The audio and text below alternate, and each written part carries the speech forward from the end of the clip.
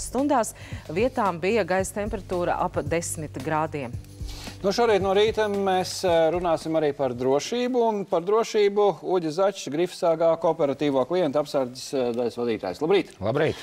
Nu, siltais laiks, tuvojās Līgo svētki, cilvēkiem ir vasarnīcas, mazdārzeņi, nu, mēdzam izbraukt nedēļas nogalē ārā, paliek tie dzīvokļi vaļā, reizēm arī tos logus. Nu, ja dzīvo 8. stāvā, tad laikam jau drošāk, bet, nu, ja tie pirmie 2 stāvi, tad laikam ne. Kāda tad ir tomēr tā situācija? Tie vasarā aktivizējās dzīvokļu zādzības? Nu, tieši vasarā, kad ir atvaļinājuma laiki, ja, tad cilvēki brauc prom, uz ilgāku laiku atstāja savas dzīves vietas bez pieskatīšanas, nu, un aktivizējās šīs te zādzības. Gan atstātie logi, teiksim, ir vairāk signāli, kā zaglis var pamanīt to, ka tajā mājā neviena nav, un no kā vajadzētu izvairīties arī cilvēkiem. Ja? Tātad viens no pašiem primitīvākajiem ir tas, kad, nu, jau, teiksim, jūs dodaties atvaļinājumā, 2 nedēļas neesat mājās, un jums krājās pasts, ja, tādā paskastītē. Nu, tas ir viens no signāliem, kas liecina par to, ka cilvēku... Nu, neviens nav palūgt kādam, lai ņem ārā? Tieši tā. Ļoti svarīgi ir, lai labas attiecības ir ar kaimiņiem, ja? Jo jums ir labākas attiecības ar kaimiņiem, ja jūs spējat kooperēties un dažādas situācijas risināt. Mierīgi iedodot atslēgu kaimiņam, ja, no paskastītes, viņš var paņemt gan savu presi no rīta, gan jūsu presi, vai jūsu visas tās, nu, samestie, teiksim, kas ir paskastītē. Nu, tas viens no variantiem. Parasti tajos daudz dzīvokļu namos bieži vien ir tā, ka paiet 20 gadu un tu beidzot uzzini, kā sauc tavu kaimiņu. Nu, ir tādi arī gadījumi, protams, bet tiešām šī kaimiņu būšana pašam sanāca saskārties ar šādu situāciju būtiski aizvakar, ja, kad dega daudz dzīvokļu mājas mīskaste. Ja, nu, tad visi kaimiņi saskrēja kopā un visi nodzēsa. Ja, pat nevajadzēja gaidīt ugunsdzēsējus, lai tās briesmas nebūtu tik lielas. Lūk, un tātad uzsvars uz šiem kaimiņiem, ja, un uz šīm labajām attiecībām tiešām ir arī nozīmīgi. Sakiet, vai tās ielaušanās parasti notiek, nu, caur logiem, teiksim, ne caur durvīm? Vai tomēr, teiksim, pārsvarā tās dzīvokļu zādzības ir saistīts ar to, ka, nu, tas zaglis mēģina tikt iekšā caur durvīm, tā kā paredzēts tam būtu tā ieiešana? Nu, tur ar tām zādzībām ir vairāki veidi, ja? Tātad zaglis noteikti apskatās, pārbauda, pārliecinās, kur un kā viņam ir vieglāk un ātrāk to izdarīt, ja? Zaglim ir svarīgs laiks. Tāpēc, ja jums, teiksim, ir redzams, ka durvis ir ļoti tādas, nu, drošas un tā, ka viņas ir aizņems ilgāku laiku, lai uzlaustu, ja viņš varbūt mēģinās pa logu. Tādas konkrētas vienas vietas, pa kurien viņi iet, tā nav. Ja? Tie ir varbūt gan 1. stāva logi, gan 9. stāva logi. Ja? Tāpat tās durvis, ja, tās gan koka, gan metāla durvis, un mēģināt uzlaust konkrētas tādas. Sakiet, nu, 1. stāvā parasti ar restēm, nu, aizstājas tos logus daudz dzīvokļu namos, nu, tas tāds skats jau ir pierasts, un tas būtu tā kā saprotams. Es ievēroju arī, ka ir pēdējie augšējie stāvi, tieši tāpatās norestot, kas ar alpīnismu arī nodarbojas. Jā, ir arī tendence nodarboties ar alpīnismu, ja tas augstums ir salīdzinoši neliels, uz tām daudz dzīvokļu mājām var augšā atrast, kur uzkabes savas pieslēgt, saslēgt, ja, virves visādas, ja, un tāpatās cilvēki, kas nodarbojas ar to, arī veic šīs te zādzības. Un tāpēc jābūt arī 9. stāvā. Nevar domāt tā, ka es dzīvoju 9. stāvā, nu, ar manīm nekas nenotiks, ja. Bet arī nu, jebkurš stāvs principā ir apdraudēts. Sēd ir bijušas situācijas man paziņām, nu, viņi gan dzīvo privātu mājā, viņi guļ 2. stāvā, nu, pēcpusdienu vai, es nezinu, agrīt stundu. Un pēc tam, kad nonāk lejā brokastīs, konstatē, ka kamēr viņi ir gulējuši, jā, ar visu to, ka ir iekšā bijusi visas tās sistēmas, jā, nu, ir ļoti daudz lietas pazudušas. Nu, ir tā kā filmās, ka zagļi jau tagad arī ir tā informēti par apsardzes sistēmām, visādām elektroniskām viltībām? Gluži par apsardzes sistēmām, nu, informēti ir noteikti, jā, jo tas ir pieejams un tā informācija ir, jā, bet katra sistēma paredz sevi aizsargāt, jā, ja zaglis mēģinās viņu neutralizēt, kaut kādīgi sabojāt viņu, ja, tad līdz ar to apsardzes kompānijai nāk trauksme, kā tā ir sabotāža, bojājumi, un tāpat tās tiek nosūtīta ekipāža, lai pārbaudītu šos te lietas. Tas ir atkarīgs no tā, cik cilvēks pareizi rīkojas ar šīm te sistēmām. Ja? Vai viņš ejot gulēt vai diendusu vai naktī, ja?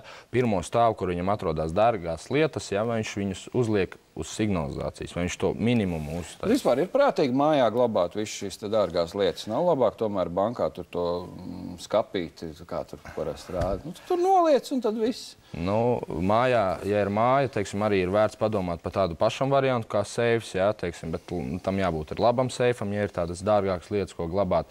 Tāpat tās skaidru naudu noteikti nevajadzētu glabāt mājās uz vietas, jā, tāpēc ir bankas paredzētas un tur arī to naudu var glabāt. Un, kas vēl ir svarīgi, visas šīs vērtslietas, jā, bieži vien patīk cilvēkiem glabāt tur vienā kastītē, jā, nu, atnāk radi draugi un tad, nu, izvelk ārā un palielīties, parādīt, jā. Nu, tas Mani briljanta karolīši. Un, nu, tas ir, teiksim, Sandra, ko tu lielies? Kas tev ir kastītē? Es nelielos. Es klausos tieši šādu speciālistu padomos, un man Tagad tu sadalīsi pa daudzām kastītēm. Jā. Ņemot vērā, ka man nav īpaši daudz ko sadalīt. Nu, tieši tā, šīs sadalīšana pa vairākām vietām, vairākām, teiksim, kaut vai tām pašām kastītēm, jā, tas jau ir tāds veids, kā saglabāt savu mantu tur, kur viņi ir, jo zaglim, kā jau teicu, svarīgi ir laiks, jā, jo viņš ātrāk, viņš mēģinās maksimāli ātri, maksimāli vairāk paņem. Šobrīd ir viegli realizēt. Nu, pieņemsim, mēs zinām, ka ir notikusi kaut kāda zādzība, ir rotas lietas, tomēr ir individuāls, jā. Un tad ir jābūt kādam, kas ar to uzpērk, vai tiešām ir viegli to realizēt. Nu, melnais tirgus viņš ir un ir bijis un arī, manuprāt, būs. Un ir cilvēki, kas pērk šīs lietas, jo tā cena ir... Zeltam aug. Jā, zeltam aug, un zelts vienīgā valūta, kur, nu, paliks arvien dārgāk un dārgāk, jā. Un, nu, būs pieprasījums noteikti. Kā ir, jūs esat arī veikuši tādu pētījumu, ka cilvēki, nu, tādās, kur ir atklātas vietas un kur ir tie kredītkaršu automāti, nu, ka tomēr vairās izņemt naudas un tad zinām, piesardzība izrāda šajā. Ir pamats satraukties par to, ka, teiksim, pilsētā no kases automāta izņem to naudu? Ir kādi, kas skatās, kur tu ej, ko tu dari, cik tu ņem? Jā, ir daudz bijuši gadījumi, kas mums arī izraisīja tādu interesi izpētīt cilvēku attieksmi pret to, vai viņi jūtās droši izņemot naudu bankomātos. Jā. Šeit ir vairāki riski, ir dažādas schēmas, kādas ir bijušas, gan dzirdētas, gan arī, teiksim, komunikācija ar cilvēkiem. Viņi izstāsta, kā viņi tika apkrāpti. Jā. Tad par drošību izņemot no bankomāta. Nu, es varu pateikt to, ka visdrošāk tu darīt ir sabiedriskā vietā, teiksim, kaut kādas tirdzniecības vietās, jā. Lai gan tur to cilvēku ir daudz, jā, bet tur nevar būt tas negaidītais uzbrukums jums, jā, kad atņem jums visu, nu, pat izņem to naudu. Un cilvēki, kam ir ļauni nodomi, viņiem arī, nu, pārējo uzmanība arī diezgan, teiksim, tā slikti, nu, ietekmē, jā, jo viņi nevar prognozēt, kas nu būs tālāk.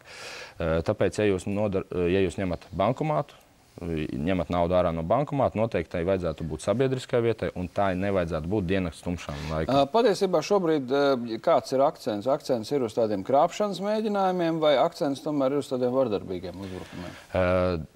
Tieši vairāk ir uz vardarbīgiem uzbrukumiem, ja, kur noskatās jūsu PIN kodu, ja, kad jūs stāvat, vadat iekšā, un pēc tam kaut kādā sāna ieliņā, kad jūs dodaties mājās vai kāpņu telpā, uzbruk, izrauj somu, un viņam jau ir gatavs pinkots, viņš izņem jūsu karti, un viņam, principā, vairāk nekas arī neinteresē. Ja? Tāpatās arī redzot, ka jūs noņemat lielāko naudas summu, un skaidra nauda tā ir zagļa lielākā motivācija kaut ko darīt, ja, sliktā cilvēka. Nu, tā atkal ir iespēja viņam veikt kaut kādu uzbrukumu, vardarbību, pielietot spēku pret jums. Ja? Šobrīd ir palielinājies cilvēku pieprasījums pēc apsardzes pakalpojumiem?